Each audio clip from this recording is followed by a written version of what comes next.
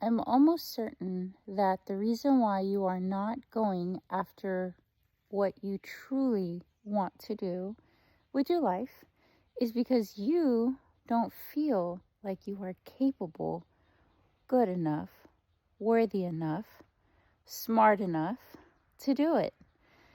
Also, finances.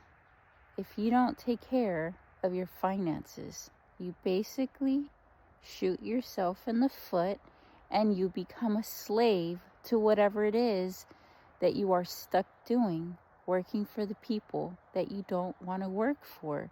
So when I speak to people, when I get to work with people, one of the first things we talk about is getting out of debt, getting yourself to a place of zero debt. And this is credit card debt. This is not house or vehicle debt. That's pretty normal. But people, when they have blocks or they're looking for fulfillment and they find it through purchasing stuff over and over, getting that temporary high, they get themselves in a hole, and then it creates a domino effect in the mind, in the emotions. You just feel worse about yourself. So it's not enough just to be spiritually healthy. You have to be financially healthy, emotionally healthy, mentally, physically. How often do you get a good workout in? Do you do it once a week?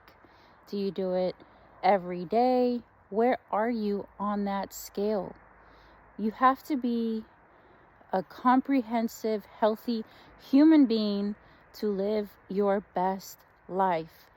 And it's always going to end up catching up to you. So my encouragement today is to do the snowball effect if you're getting out of debt. That's what I mean. And if you are having a hard time moving the body, every day start doing push-ups and sit-ups or body weight squats or burpees. Whatever it is that you can do physically, get it done. You don't need a gym. Just get that heart pumping, get that blood circulating to detox all of the toxins, clean out your life, stop using fragrances. There's so many toxic chemicals in our laundry detergents, in our soaps, in our fragrances, like I said.